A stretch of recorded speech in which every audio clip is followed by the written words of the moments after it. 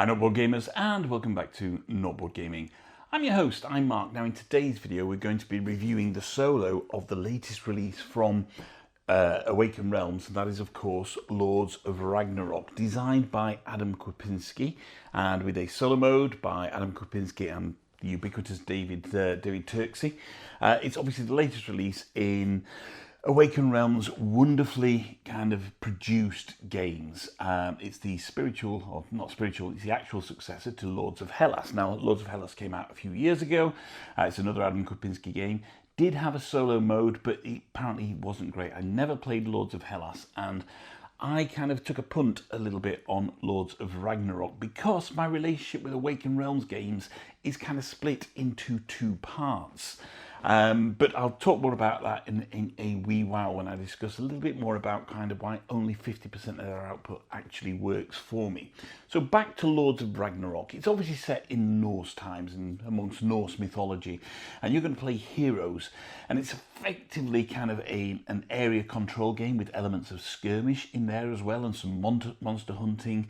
And in the main game there are 4 game ending conditions. In the solo game there's an additional game ending condition. I'll talk about that in a second as well. So to win a game of Lords of Ragnarok, the 4 conditions are the Great Jarl, which is to control regions in all regions in 3 lands, should I say. It's the Great Gothy, which is to control 5 regions with temples. It's the Slayer, where you have to slay 2 monsters on the board and the boss as well. Or Ragnarok, which is when there's some what's called prerequisites, the Ragnarok prerequisites. When 3 of those are flipped face down, that kind of ends the game there, and then you will find out who's kind of won from the back end of that. And in the solo game, there's also Surtur as well. There's Surtur's manifestation, and these are some tokens that you put on the board. And when all the tokens are out, there's no more tokens to put out. You need to put one out. That's it. That's game over as well there, and that's against the AI, which are called the followers. So I think, you know, as solo gamers, getting a kind of area control, a good area control game is very, very difficult for us because, of course, area control tends to take into consideration a lot of variables for people to make their moves. So to replicate that in a solo game is very, very difficult. And there aren't many area control games out there for solo gamers. Well, I think what David and Adam have done with Lords of Ragnarok for the solo really does provide you with a workable way of playing a solo area control game. I say there's elements of skirmish in there as well, but it's mainly an area control game, and it works really, really effectively. But it's a pretty crunchy system, and again I'll talk about that as we go through how the game works. But what it does do is it allows you to play with multiple AIs on the board as well. So the board comes with 2 sides. There's a 2-player board, which is kind of cut down areas, and then there's a full kind of 3-player plus board, 3 to 5 player board, which if you play with 2 AIs, you can use that side of the board, and it allows for far more decision space. So as I say, it's recently been delivered to backers. I've played it about 7 or 8 times now. I played my learning game as a 2-handed game, so without the followers, just to get the rules down and to ensure I was playing it correctly. Then I moved over to playing with single followers, played that maybe 2 or 3 times, and then I moved over to playing with multiple followers. So I play solo against 2 followers, so I can use the entire span of the map.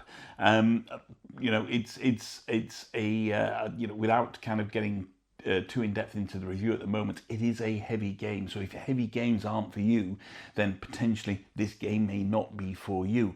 But that's kind of the overview on it. There's some wonderful production values that you'll see online. You'll see many videos, and as I show you the game board as well, you can see what I've got.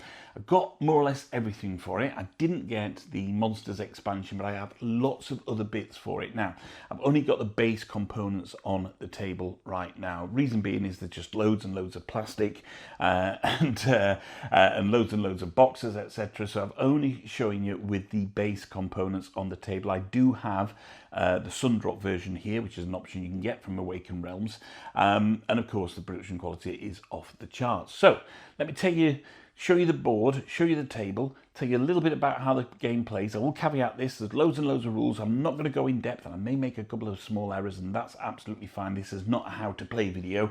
It's my review and my thoughts on Lords of Ragnarok, and a little bit of discussion about why only 50% of Awaken Realms content actually works for me. So let's go to the table.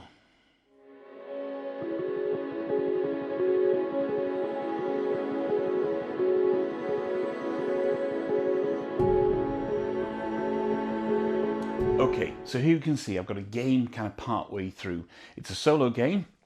This is my character here, and I'm playing as Beowulf. Here we can go. You can see the player card there. And I'm playing against two followers. I've got Aslog here. And you can see that these character tiles are kind of double-sided. They're for the character you're playing, and on the other side is the solo AI game, the solo AI player. So we have Aslaug, and we also have Ragnar as well that I'm playing against. So two different characters who play slightly differently depending on what stats are on there. Now,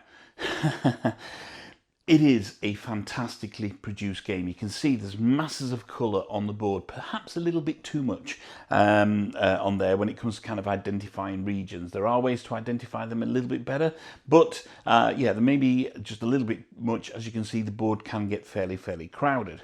If we look at some of the heroes here, so here we have Aslaug here. And this is the Sundrop, as I say, and look at the quality on this. It is an absolutely stunning miniature, and the Sundrop really brings everything out. So we have one of the heroes there, which is Aslaug. We also have some of the monsters as well. So let's pick up a Draugr. Here we go, and we can see the Draugr here. Now this has got green on here because it's a monster I'm currently controlling. That's right, you get to control monsters on the board if you want. That's a monster. Here's a boss. So the base game just comes with Loki, but you can get additional bosses in the expansions. As I say, I've got the expansions, but I just don't, I haven't put them out here. So there's Loki. And one of the key things that you know about Lords of Ragnarok is that one of the things you have to do is build some statues. And here we can see one of the statues kind of being partially built. We have, is that focusing? There we go. We have the bottom part of the statue going on there. There we go. But there are also two more parts to go. So each statue has 3 parts. And when you put them together, it creates, there we go. Let's just do this. Here's Thor. There we go. And just put Thor's head on. It creates an actual working statue. There we go. One sec. There we go. And you can see that when the statues are put together, they dwarf everything else. There's a monster and there's a statue against it. So part of the game is to actually build the statues. Apologies, you would have heard my dogs in the background there. The postman came. So you get to build statues in the game. You're never going to build all 3. Sometimes one of the game ending conditions is that you have a couple of fully built monuments or one fully built monument. But why would you do that? Well, you see, when you build a statue, it gives you additional bonuses for when you place your priests on there. And here we go, we've got a priest just here. And you can gain the priest by building temples. And each one operates slightly differently. So here, again, these are the ones in the base game. We have Freya, we have Odin, and we have Thor. So look at Thor, and there's nothing built on Thor at all. If I place a priest on there, I would increase my might by 1. I'll explain might and authority and wisdom in a second. If the stage 1 is built, is might and draw a combat card. Stage 2, might and draw 2 combat cards. Stage 3, might and draw 3 combat cards. Freya is wisdom, and then you gain runes, basically. So again, you're increasing your wisdom. And authority is you increase your authority, and then you get to increase the strength of your armies. And what are the armies? Well, you see, each player is going to have their own set of armies, and these here, and they've got these little wheels in. You can see this one's set to 2 at the moment here, but these wheels obviously spin because the higher that is, then the stronger that particular army is. So what are those might, wisdom, and authority? What do they mean? Well, if you look here, here's the player board. So here's my player board, and you can see down here, I've got my authority, my might, and my wisdom. Authority, that is the strength of the armies when they come on the board. So when I recruit or bring new armies onto the board, at the moment, they would come on with a strength of 2. So not the most powerful. The higher that goes up there, of course, the stronger they are. That means you have more opportunities to invade and overtake other areas. Might applies to your hero, effectively, and might helps them in usurping, so they can take over regions and push opposing armies back from regions, as long as their might is equivalent to or higher than the number of the strength of the region, and that's dictated on the board by these numbers here, or by which armies are in there. And here we have wisdom. And what is wisdom? Well, wisdom allows you to get more combat cards to your hands, and that's these things here. I'll just take it from the follower. So combat cards are effectively the fighting method. The more of them that you have, the better chance you have of actually winning a combat, be that a monster hunt or against an opposing force. So that's where the statues come in. They're really, really, really useful, but as I say, and the great thing is they do obviously pull apart, and it's a real kind of it's a real joy getting to build a particular monument. They do pull apart, but you're never going to build all 3 monuments. Of course, if you do, probably something's gone really wildly wrong at that point, to tell you the truth.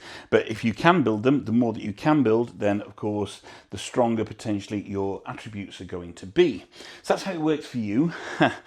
With the followers, it works slightly differently, and there are other ways, as well as kind of building those things and increasing their stats. There are other things that potentially allow them to increase their stats as well.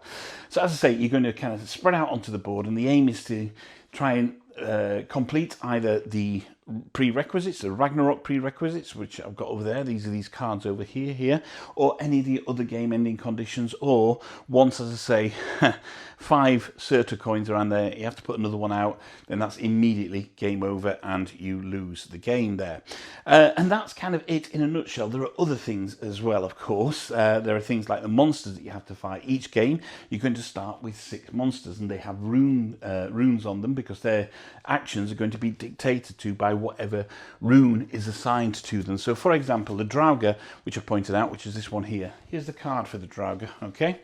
And you can see that it's got this type of rune on here, because runes are important. Runes do many, many different things in the game. And it's got a few actions on here, so if I'm controlling it, don't have to be controlling, I can choose the action, should I say, whether it moves and stomps. Stomping is effectively when it moves into another region, it can decrease the power of all armies in that region, or it can attack basically, and you're going to roll a die to determine kind of what it does if you don't control it, whether it moves and stomps, or moves or stomps. And you can see here that that's the rune that dictates what it's going to do when you draw an event card. And here we go, these are the event cards, and they tell you what's going to come out on here basically. So you're going to place with this event card when it comes time to do that, and that comes at the end of building a part of the monument basically. So you're going to place the next monster that has that rune against it, then you're going to activate those monsters that have that, and that means that you're going to activate the boss as well. I'll say in the base game it's just Loki that you get. Now, as you're moving around the map, trying to kind of increase your presence on the map and trying to build temples and get into a position where you can win the game, there's other things happening as well. Of course, your opponents are trying to do exactly the same thing.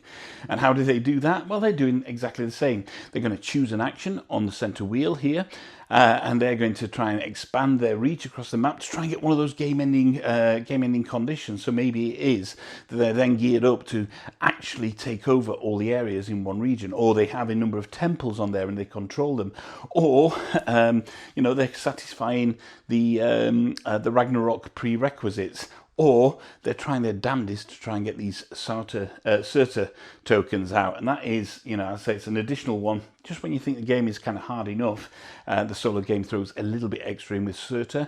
So, say solo, I think you'd use Surtur if you're using a couple of followers. Sorry, if you're using followers in a 2 or 3 player game as well. There are a number of areas on the map as well. So you can see here, there's some tiles on here. Let's take Muspelheim, okay, and you're going to form an alliance with these particular realms. These are realm tiles, so you have to spend a rune of that colour for Muspelheim. You'll place your token on there. You get a benefit when if you're the first player to do that. And if anybody chooses the action on the wheel that points to Muspelheim, you get to recruit an army with a value of 1 into any of your controlled regions. So there's lots to think about. There's kind of lots of strategy to go on with in this game in terms of, you know, what am I doing? What am I trying to achieve? You cannot start this game by trying to achieve everything. You have to have a particular focus in mind and try and work as best you can your figures and your hero on the board so you can kind of do that. Now, Turn structure is fairly long for a player. Well, not long. There's lots of steps for a player, but fortunately, it comes with a little bit, a couple of player aids. So there's some for the player and there's some for the follower. And as a player, you're going to go through all of these actions. You go through prayer. Now, if you have a priest on your board, you've built a temple, you've got a priest. You can place that on one of the monuments and get the bonus that's associated it. Also, rune forging as well. You can carry both of these actions out. And rune forging is if your hero, so if what's he called, Auslag, is on a space that has a rune forge, and that's these things here, these tokens here, they can capture those rune tokens. So you can do both of those actions. Then for your hero, you get to choose one. You can heal the hero, so if your hero's been damaged in any way, and by damage, what would happen is that one of these tokens on the board would be flipped over to the other side, so they would be injured. So you can do that. You can't take, I mean, what that does is effectively reduce the power of that back to 2, no matter where it is. So you can heal your hero, so you only get to choose one of these. You can move the hero up to 2 regions. So here we go. We'll just choose we'll use mine here. Regions obviously have borders on them. You can move them across there. That helps when you're doing things like usurping or forming alliances or fighting monsters, etc., because you can only do it if they're in and sometimes adjacent to your region.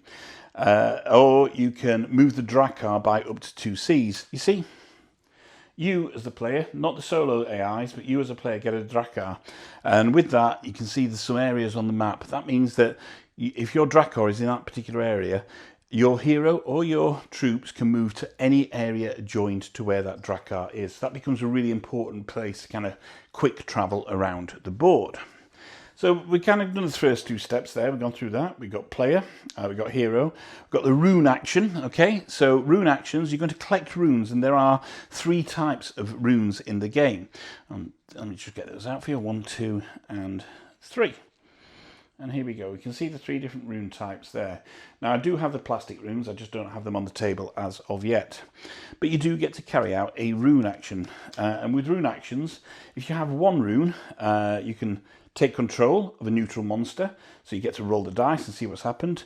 If the monster's in your region, activate the boss ability in a region with your hero. So here we go. Here's the boss card for Loki. He's got a particular ability here, and the rune action here is you can then move him around to any particular area, but he doesn't stomp. Remember, stomp reduces the power of all armies in that area by 1. Okay, or you can form an alliance with an adjacent realms, and that's what I say about putting your token on there. That's really useful because that gives you obviously some additional bonuses throughout the rest of the game. If you've got 2 different runes, so it has to be 2 different ones, you can increase the value of your army by 1, activate a neutral or controlled monster in your area. Activate a neutral or your controlled monster, place your hero in any region, or draw 1 combat card, and those combat cards are really, really useful. I mean, you can't negate the combat cards.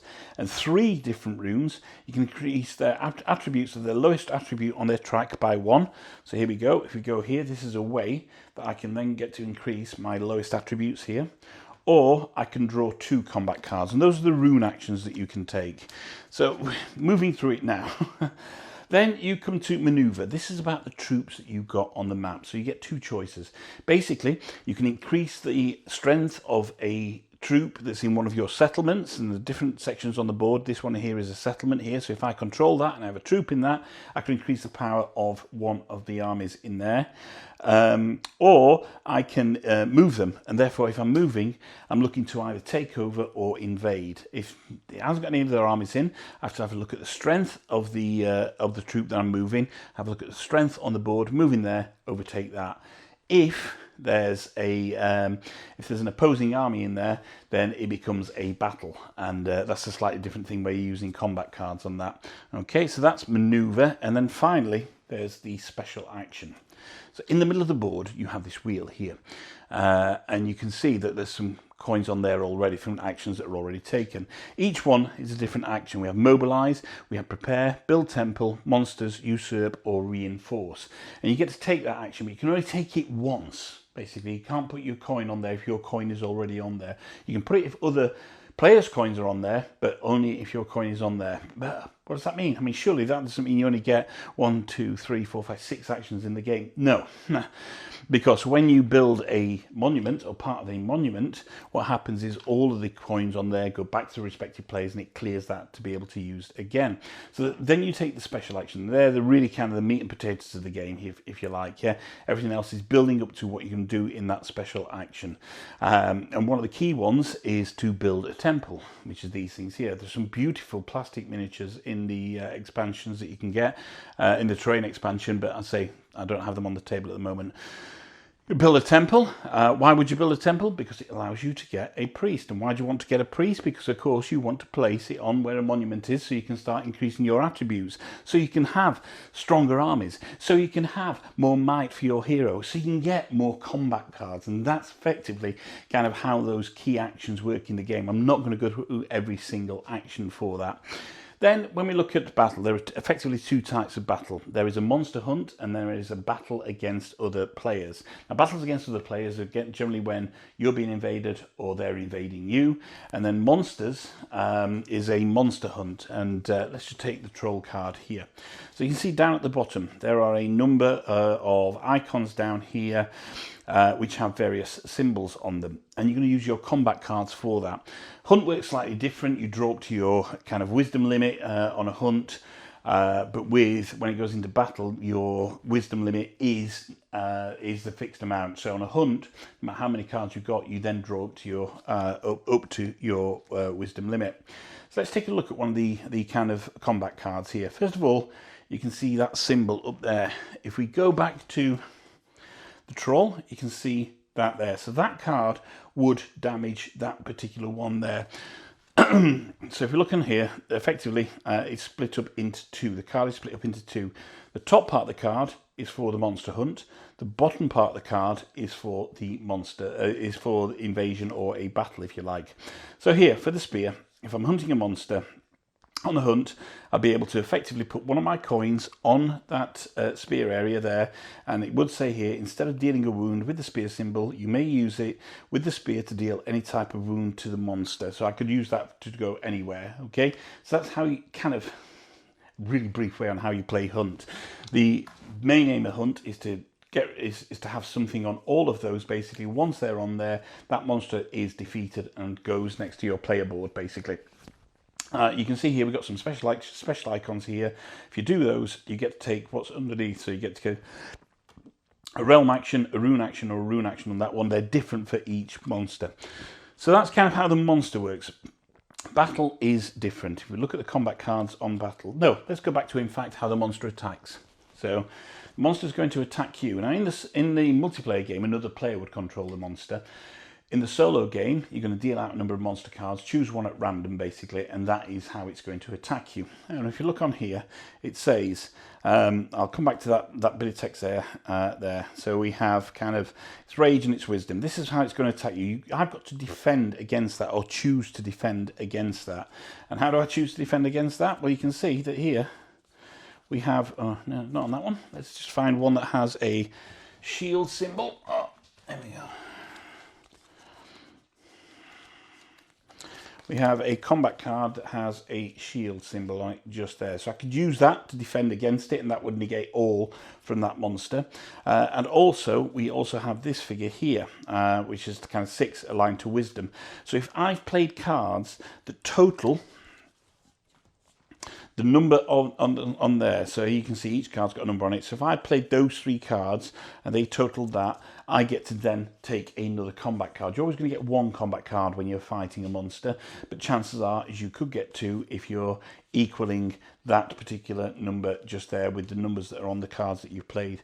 So that's kind of how monster hunting works in a really, really, really quick way. Battle works very, very differently. So you're going to play cards, alternating cards in the battle, and you're going to use the bottom of the card for this, basically. Okay. And here we've got the numbers that you're going to play, and you're going to try and beat those numbers, basically. But each battle card has a slightly different thing on it as well. So this one says Huskarls. I gain +1 battle value if the battle is in land with your hero. If the battle is a region with your hero, gain +2 instead. And the board is split up into regions and into lands, basically. And down here, what you've got is a little symbol. Those are casualties. You're going to top those up at the end of the day. You're going to knock the power back on some of your your armies, and maybe that will defeat them. Now, the loser has to withdraw. And so you move back to an area that you can move back into, and that's not an opposing player's area. There can't be players from two areas, from two armies in one area. So you move back. If you can't move back, then your troops are defeated. So you've really got to kind of tactically understand what you're doing as well in terms of the battle. One other thing to point out as well is that each of the monuments has these artifact cards assigned to them. If you're in control of that area, so I've got control of this one here, which had a strength of 5, you take that artifact card and you get to use them and then reset them when the wheel is reset, basically. And they give you additional bonuses if you like. So here, if I use that at the start of my turn, I can draw an additional combat card. You can't use it every turn, but I could use it effectively when the wheel sets. And there's one for each one of those. There's also a thing called blessings as well. And these are like boons, if you like. So when temples are being built, what happens if a certain number of temples are being built? So on the 3rd and the 5th temple built for the 3 to 5 player game, there's a blessings draft that takes place, and that's this here. You draw a number of cards out equal to the number of players plus 1, effectively, and then if it's me that's initiated the blessing, I get to choose which card I want to use. So they've got various boons and various things on them. So let's take a look at the kind of 3 different colours here and just show you what they've got. And these are kind of pervading powers for the perpetual powers, should I say, for the entire game. Then, so for this one, if I chose this, it says on a rune action, spend 1, 2, or 3 different runes to heal 1, 2, or 3 different injuries. On Cult, during Ragnarok, gain +2 battle value in each battle in regions adjacent to Yggdrasil, which is this centre wheel. And Pathfinders here says, during the maneuver stop, instead of moving your army, you may place that army in any neutral or your controlled region. So generally you can only move to adjacent. That allows you to put them anywhere. And they stay for the end of the game. Now, when it comes to a draft for the solo AI, effectively what they're going to do is they just choose a random card and put it under or next to their board. Because for each of the blessing cards that they've got and each artifact that they've got, that increases their invasion strength by 1. So when it comes to invading, they're going to cheat ever so slightly. And the AI, it does cheat. It doesn't play exactly the same as you. It plays similar enough, but just enough to give it a bit of an edge. So let's talk about the followers now and how they play, because as I say, they play differently to you. If we look at the kind of followers card here, you can see its priority temple build. Its priority is to temple build. So if it can't take an action on the wheel, it's going to fall back to its priority action here, if it can do it, basically. So it's going to either do temple build, or it's going to try and invade the area that's got the lowest amount, or it's going to do that one. So it gives you these kind of icons up here, which remind you that each one is ever so slightly different. So Aslag is different to Ragnar, is different to Beowulf, etc. It tells you what the starting regions are and where you put in the starting desolation token. If you're using multiple followers, you only put 1 desolation token on at the beginning. That's these Surta tokens just here. And then it tells you what its preference is for increasing its stats and where its stats start. So you can see here that it starts with 2 authority, 3 might, and 2 wisdom. So obviously its highest priority there, no, its highest stat at the beginning of the game there is going to be might. However, its priority is to increase authority, then might, then wisdom, and that all comes down to basically where the chits are on the board. These symbols here, they get a slightly different set of action cards, and they're made up of a number of different decks, and it tells you what you're going to choose from each of those decks. But each follower also has an additional ability as well. So the follower, this follower places a temple in its starting region without taking a priest. So right at the beginning of the game, Aslaug got a temple, and remember, one of the game ending conditions is to build, I think, or control regions with 5 temples in them. So that's kind of, when you're setting them up there. But as I say, their actions, they do follow the same as you, but they operate in a slightly different way. And there are a couple of cards here which tells you what they do, basically. So if we look here, the follower's turn. Prayer works pretty much the same way. It's going to put a priest on. Where's it going to put, if it's got one, where's it going to put a priest? Well, you're going to look down here as to what its kind of favour is to do that. It's also going to rune forge as well if it's on or adjacent to a region with a rune.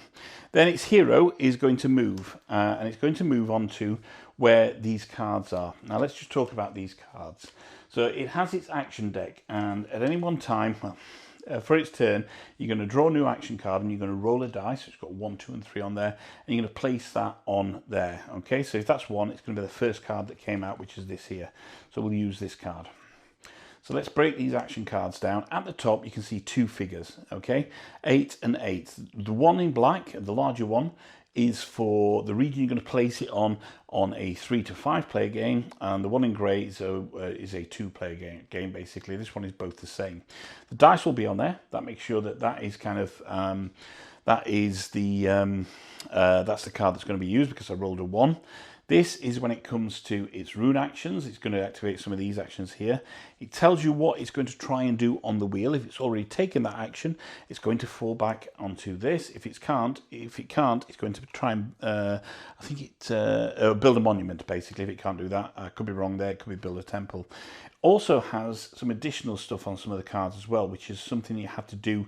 It's not on every card, so you can see that one. It's also a monster's card, doesn't have it on there. When you completed the monster's action, if the follower has an army with a value of 5 or more, it draws 3 combat cards. So it's always building up its range of combat cards. This down here tells you it's a tiebreaker if you like, yeah. So if you're looking to do an action, say you're upgrading an army or something like that, or you're moving to a particular region, you would use this here, which tells you whether it's the higher number or the lower number that's going to do. And then there's a couple of symbols on the right of the card there.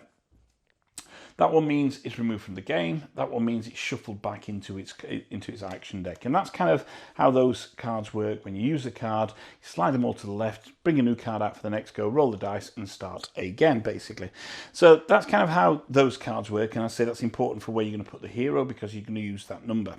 Then you've got the rune action. So rune's slightly different. It doesn't care about, and this is where the cheating comes in, doesn't care about the symbol on there, it's just going to spend runes. And it gets to do them in a slightly different way to you, okay? And there is a card there. I'll not go through each and every action, but again, single rune, 2 runes, or 3 runes. And how does it do that? Well, if we look at the kind of range of 3 cards that it's got here, yeah? There we go. And we said it was, I don't know, it's that one that's done it. What you would do is you would try to perform the first 2 actions that you can, if it's got the right number of runes, skipping the card that's got the dice on it. So here it would be try and form an alliance, it would try and activate monsters, and it would try and activate monsters again. The first 2 that it can may not have the right number of runes for that, so therefore you can only complete what you can complete. If you can't complete it, you skip on to the next. Once you've got to the end of the row, that's it. You never use the actions that are on that particular card. That's a rune action. Maneuvers, slightly different to you. There's a whole thing down here about following maneuvers. So there's a bit of a decision tree. You've got to work some stuff out. You're going to be using things like these max symbols. You're going to be looking at the board, what's on there, and what they're trying to achieve. Is there something called an invadable region as well? The rulebook explains what invadable regions is. It doesn't take that long to grok, but in the early games, you're probably going to have a couple of head-scratching moments as you're trying to work out what it is, but there's a logic tree for that, okay? So there it tells you all the maneuvers and the invading regions, and how to invade regions, and then special actions, okay? And the special action is going to be dictated by where that die rolled there. So on that one, I know I said build a monster, it's to build a temple. And it tells you there, here we go, what happens on their special actions. Again, a little bit different to how you play the game. And that's okay, you just got to be aware of that. Excuse me, and in your early games, again, it's probably going to take you a while to grok exactly how they work. So yeah, it's going to take its special action. There we go. Where is it? There we go. That one. Yeah. Take its special actions, and it tells you exactly what it's going to do there. And then that's the end of the monster turn there. So that's kind of how the monster works. You're going to put the special action card aside. So it tells you, actually, just go back to special actions here. It does say it's going to special action on the action card. If it can't do that, a priority action. If it can't do that, it's going to revert to a prepare action. If it can't do that, it's going to do a build a monument action. So, if you can't do anything, if it's all its chips are out and you can't do anything, then it's going to move back to build a monument, which of course resets the wheel, but also starts building those monuments back up. I say there are a couple of cards here. Not everything that you need on here is on the cards, and how it battles. Or invades, and how it invades against other followers as well. There's slightly different sets of rules there that you're going to have to get to grips with. I'm not really going to go into them now because they can get a little bit complex in the early stages. You're best off to referring to the rule book or having a look at some of the how to play videos out there. And that's kind of the followers. Now, I say you can play with a single follower, or you can play with 2 or 3 followers if you want to make it a 4-player game. I find that for me, playing as a single player against 2 followers is the sweet spot for me. It makes for a more engaging game on the board itself. And this is kind of, this is kind of where Awaken Realms really start to shine for me. We know they make some fantastic games. We know that they have fantastic production qualities. We know that, they're going to have a good... I'm not going to say good rule book, I'm going to say good set of rules there that once you understand them will work. The rule book has always been an issue in most Awaken Realms games. And this type of Awaken Realms game, the Great Wall, this War of Mine, Nemesis are absolutely where Awaken Realms shines for me. Where they don't shine are their kind of more sandboxy type games. So let's move away from the table and I'll just talk about why Awaken Realms only works around about 50% of the time for me.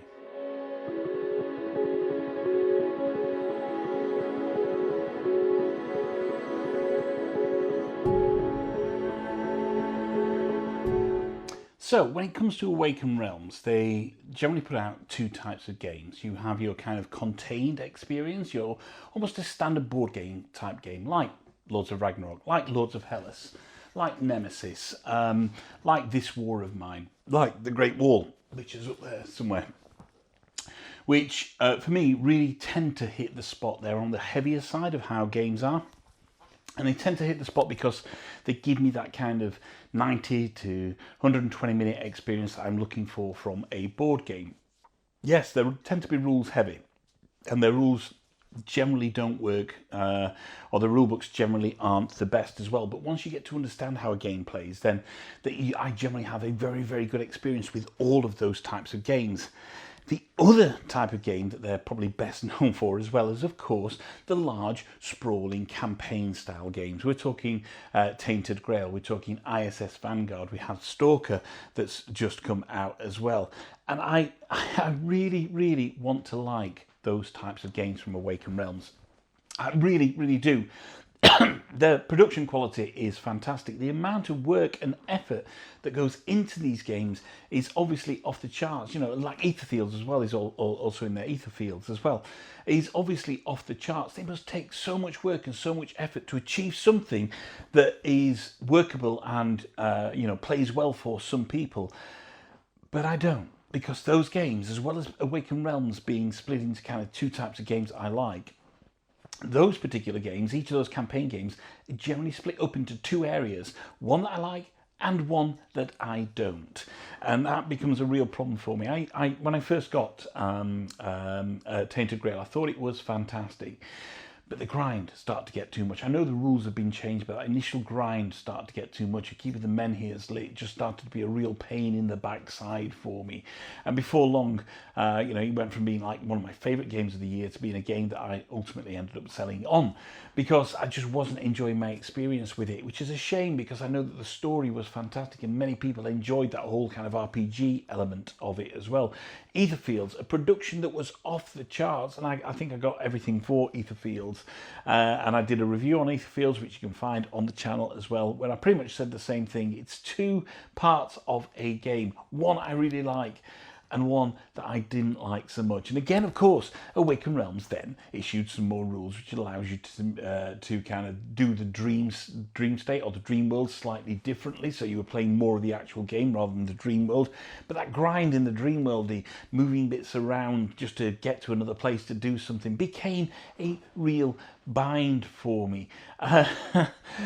ISS Vanguard is another recent one of those. Now, I backed ISS Vanguard. I stupidly put it in the second wave, so my actual copy won't arrive till later this year. But when I was at Aircon earlier this year, I thought, you know what, I'm going to buy a copy. So I bought a copy from a vendor there, and I played ISS Vanguard. ISS Vanguard has the potential to be one of the greatest space-based adventure games of all time, but it's a game again split into two halves.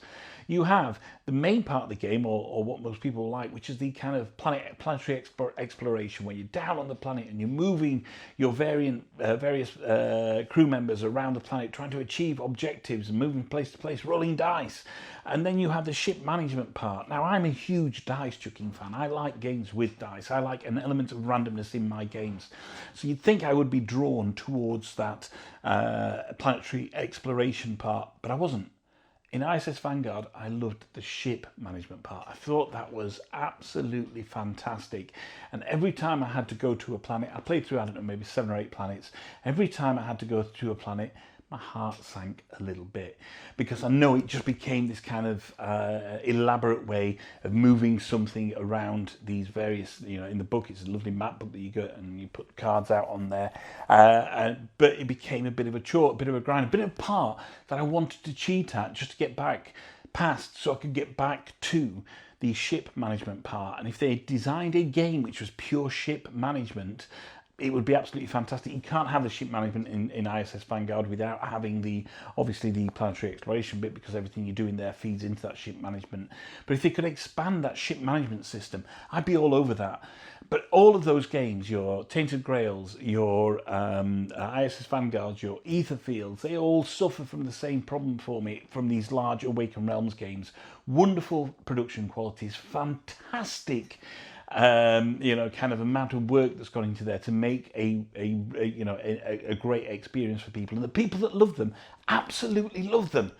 But for me, after a while, they all fall flat. I was so excited to get ISS Vanguard to the table, and then first couple of sessions I thought it was the best thing ever, and then after a while I'm thinking, no, getting to the point where I can't stand to carry out the planetary exploration anymore. I just want to manage the ship. I just want to do this whole ship management thing.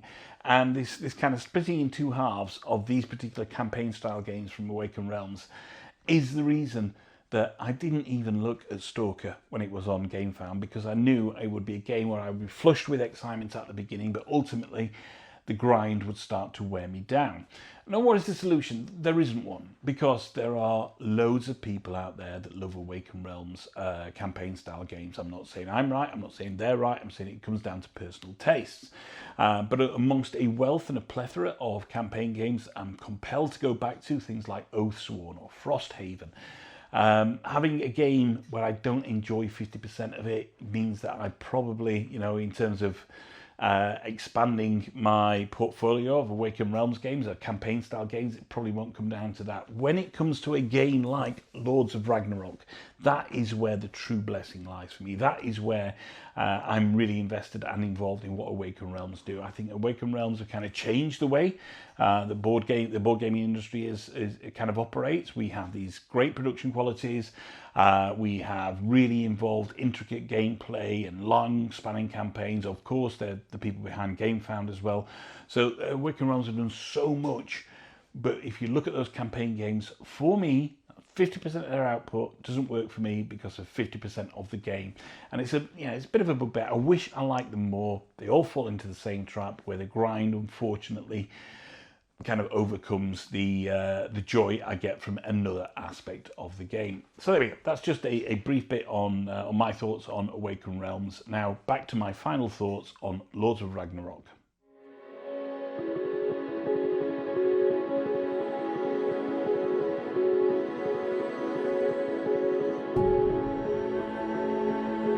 So there we go. That's a kind of a brief overview on how the solo plays for Lords of Ragnarok, and some of my thoughts on why only 50% of Awaken Realms content actually works for me. And when it does, it really works. When it doesn't, it's half of a game, half of a full game, and generally that stops me playing the full game, if you like.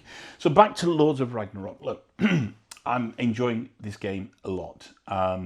I say I backed it and pretty much forgot about it. I backed it on the strength of two things. First of all, Adam Kwapinski, one of my favourite designers, the guy behind Nemesis, the guy behind Frostpunk, you know, one of my favourite designers. But I knew that the solo in Lords of Hellas wasn't great, so I needed that David Turczi input to then push me over the edge and say, right, I'm going to back this. And I'm really glad I did. It's one of those games that I backed and forgot about, because I almost thought that, you know, when it comes in, I'll play a couple of games. If I don't like it, I'll be able to sell it on. I'm not going to be selling this game on. This is, so far this year, probably my game of the year so far from a solo perspective. Now, your mileage may vary on this. It's just hitting particular spots for me. It's not a perfect game, and it's not a perfect solo mode. But, you know, I take some of the considerations that I've got for it and put them to one side, and I'm having a wonderful time every time I play this. I can play it now as a 3-player, so one, my player, plus 2 followers, in around about 90 to 100 minutes, something like that. So just an hour and a half, less than 2 hours probably. And that's not too bad. It can be quicker than that sometimes, depending on how these Certus tokens come out and what else is happening on the board. But generally, I would say once you understand the rule flow, 90 to 100 minutes. I've already talked about, waxed lyrical about the production quality. One of the best looking games that I've got out there. You know, it's a shame that some of the stuff only comes in the expansion, like the terrain expansion. So these temples, you know, you've got this wonderful board with everything looking great, and then in the base game, you got cardboard temples. Plastic that comes in the terrain expansion. The plastic temples are far better. There's also some plastic settlement markers as well. And there you're going to hit a bit of one of the potential issues with the game, is that the board can become very, very, very, very crowded, and it becomes a little bit difficult to read things. So you've got to be mindful of how much plastic you're going to put out there, and sometimes not having settlement markers on, although they're good to help you quickly identify on the board whether you can increase an army or what have you. Although they're good, it can be too much on there, and the board can get very, very, very busy. From a solo perspective, not the end of the world, because you've got the time to kind of step back and have a look at exactly what's on there and work out where your next move is. If there are multiple players, that's where it's going to get a little bit difficult, because you're going to have everybody else's bits that are on the board as well, potentially blocking your view. And this over-reliance on plastic, as much as I'm decrying not having plastic for the temples, but then getting loads of other plastic bits, is potentially a reason that the game is relatively expensive as well. Could it be played with just chits? Absolutely. I know that obviously in the Great Wall, Awaken Realms had an option to have either the plastic or the wooden meeples, and it'd be nice to see that kind of option on here as well. Thematically, obviously, it all makes the game look fantastic, but there is this over-reliance on lots of different boxes having lots of different things. And of course, the base game is mainly designed just to get the base game in there. Yes, you could add some additional bits in there, like the plastic runes, etc. But you're going to be left with Kallax space, that much needed real estate that we've all got, that needs to be given up to store the additional boxes. Now, so other things that potentially are you know, may make this game not for other people. Let's go to the rule books. You know, Awaken Realms aren't known for having the best rule books in the world, and Lords of Ragnarok is another step in that direction. Unfortunately, it's not the best rule book. It's not particularly thick. It's laid out in just this slightly weird way, and it's going to take lots of reference in it. It's in this fairly flimsy kind of paper, and my most hated square format as well. I absolutely hate that format. There's no index in there, there's no contents in there, etc. So when you're looking for bits of information that you might have read just to clarify those rules in the early games, you're scanning through the rule book. And exactly the same with the solo rule book. It makes sense once you know how to play the game. But again, because the AI operates in a slightly different way, what you're going to have is you're going to be scanning through 2 rule books to understand exactly what something does, and then how the AI does it as well. And that can be really irksome and really kind of detract from that. And I think that can be potentially off-putting for some people as well. It is a heavy game, and heavy games aren't for everybody. That's not a criticism. It's just that some people don't like, you know, kind of crunchy games. And to have a heavy game, you need a good rule book that allows you a good way to actually kind of quickly understand exactly how things are working. And unfortunately, these 2 rule books fall pretty far short of that mark. However, to aid you, it does come with a number of player aids. So you have your kind of normal player aids and the followers player aids. And they've got most of the information on there, but not all of it. So when it comes to a battle, what you've got to do is refer to the rule books to understand how battles work, and then refer back to the solo rule book to understand how a battle works from a solo perspective. And that, again, because it's pretty involved and it works slightly differently, it's just another reason to think that you've got to put a lot of effort into this game to get the most out of it. Now, the only way you're going to do that is if you start enjoying playing the game. And I must admit, from laying it out and starting to play those early turns of it, where I was getting some of the rules wrong and that was fine, I realised that this is the kind of game that I was looking for. But it is marred by these weird little things, like the rule book, like the aid cards being okay and being pretty good, having most of the stuff on there, but not everything on there as well. Now, there is somebody's created a player aid on BGG, which is very good. It's about 6 pages long, but that's got everything in there. Should stop you referring to the rule books. What Awaken Realms needed to do is put something like that in this box. That would have made it far better. It is a constant criticism for Awaken Realms. It's something they're not really learning at the moment. It doesn't get any better with Lords of Ragnarok. I would like to see them take on the services of a professional rulebook writer and really, really, kind of excel in the next rulebook that they do. So yeah, in terms of the gameplay itself then, what I like about it is this long strategic nature that you've got to have in the game, and that's where it kind of scratches the itch for me.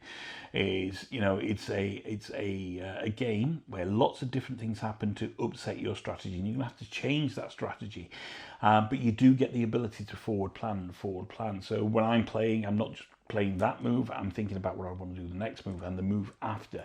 So you get this almost chess-like thing on a dynamic scale, if you like, as the followers are doing lots of different things, and that really, really works for me. But again, if you're not a strategist player or strategic player and you're more tactical, so although this has some elements of a tactical nature in it, like the battles and the hunts, etc., in reality, the only way that you're going to get to win the game is by thinking about how you're going to strategically plan out your next 2, 3, 4 moves. If that's not for you, then that may be a reason this is not, that the game doesn't work for you. The elements of combat are fun. They're dictated to by your combat cards, and how many combat cards you can have is dictated to by how much wisdom you have as well. So that's a nice little kind of way to think about, all right, I've got to visit this particular monument to increase my wisdom so I can have more combat cards so I get a better chance. Because if you haven't got combat cards, you can't issue any more attacks, so you have to retreat or you get defeated in the battle, etc. So I really like that kind of that element. But because there are 2 different ways of fighting, there's the monster hunt and there's the invasion. And when it comes to an invasion, you have whether you're doing the invading or whether the followers are doing the invasion, the rules change ever so slightly different, and it becomes a bit of a strain to remember, right, am I just using the strongest army that I've got, or do I get to pull in the other armies from around that region? Am I increasing the followers' strength because of the number of blessings and artifacts, the cards they got under them? And of course, that generally isn't covered in 2 double-sided player aids. So there is a hell of a lot of grokking to do in this game to start to get the most out of it. The battles can be a little bit complex as well, understanding what each card does, how the monster or the followers are going to attack you or defend against you. Initially can be a little bit complex and a little bit overwhelming. And again, you can get it wrong. And in the early games, if you're playing on your own, that's not so much. As a solo game, that's fine. We're used to getting rules wrong in games when something doesn't feel right going back in. If you've got multiple people playing on the table, or you're playing against other people and you're not getting those rules right, they're kind of key rules in that respect as well. And they needed to be better fleshed out, have their own section, a proper section, or have their own cards that allowed you to do that. The actual movement around on the board is I say, it's fun, and understanding where you can go and planning that out. Where the AI moves on the board, it cheats a little bit in how it moves, and again, that's all right. It doesn't use Drakkar, but its forces are going to move based on invasion, strength, etc. But it does mean some of its strongest armies can be locked in a region where they're behind 2 other regions, so they're effectively locked away. Although they're protecting that particular region, they've got an army now that's gone to waste. There are ways that it may move out, so if a monster moves into that area, it may make them withdraw, etc., blah, blah, blah. But in reality, what's going to happen is it's going to start locking off bits of the board, and you've got to work extra hard to get at that as well. The game ending conditions, for me, is generally Ragnarok or Surtur. Surtur, there are ways to, these desolation tokens that you put out on the board, when all of them are out and you have to call another one out, then effectively that's going to end the game. There are ways to remove them, and that's based on the might of your hero, and that's why the might becomes important. But they can start coming out, and those come out if they can't carry out or do carry out certain special actions or certain actions. Again, they're explained in the rule book, but not necessarily in full on the aid cards as well. So remembering that you've got to put those desolation tokens out means that sometimes I'm thinking, right, I think I should be putting one out here. So I look at the card, may not say it, and I might have to refer to the rule book, or it may say whatever. It just becomes another step. So that's level of complexity. Solo AI itself is it's not a straightforward beast. It plays similar to you. It doesn't play exactly the same as you, and it can't. And I've said this a number of times. I'm a big believer in a solo mode being designed that is right for the game that it's designed for. And that's in levels of overhead, if you like. There are some solo modes that are relatively straightforward overheads, and that's absolutely fine because the game can be played that way. This type of game where you have multiple things happening on any one turn, be that the turn that they're taking, be that their maneuvers, be that building temples, building monuments, battles, invasion, etc. All these things are happening, and this solo mode has to be complex to deal with that. And what that means is, in your early games as a solo player, a solo turn, a turn for the follower is going to take a hell of a long time. And you're probably going to make a few mistakes. And again, it's all right in your own early games. Now, I'm on, say, game 7, 8, something like that now. And I understand the flow a lot better. I still have to refer to the rule book, though. And, so it's not as straightforward as you think. And there are times when I still have to return to the rule book, but I can go through one of their turns relatively quickly. There are additional rules as well. So when followers invade followers, there's an additional rule. It's something about the rule of supreme. Let me just see what it is. I'll tell you what it is. It's an additional rule. Maneuvers, supreme ability, or something like that, I think it's called. I can't find it. But it's in there anyway. But there's another one about, a rule for when followers are invading followers. So you've got a pretty complex solo mode that requires you to go through a full decision tree for almost every action on there. It's aided by kind of the default tie breaks, like what's on the card, etc. But it doesn't mean that, their turns aren't complex, and they're bloody aggressive as well. They really are very, very aggressive. They're rushing towards these end of goal victories, and they can come very quickly. Bear in mind, those Ragnarok prerequisites turn over when you build a monument, and their default action, if they can't do anything else, is to build a monument. So they can turn a couple over on a turn, and suddenly you've hit that in-game trigger, and then you're going to find out who's got the most areas around Yggdrasil in the middle here, and etc. and yada yada yada. They're very aggressive. They're complex to work, and if you don't like a game that has lots of overhead in terms of handling the AI, then again, this game may not be for you. Now, all of those things, most of those things, apart from the rulebook, are reasons that I absolutely love this as a solo experience. As I say, at the moment, I think it's my favourite solo game of 2023. I think in terms of a solo skirmish type game and a solo area control game, it hits a lot of the triggers for me that I'm looking for in a game like this. The more you play it, the turns can be fairly quick as well. So that kind of 90-minute to 2-hour kind of time mark is pretty accurate as well. The amount of emergent strategy that you have to do and strategizing that you have to do through the game really speaks to me as well.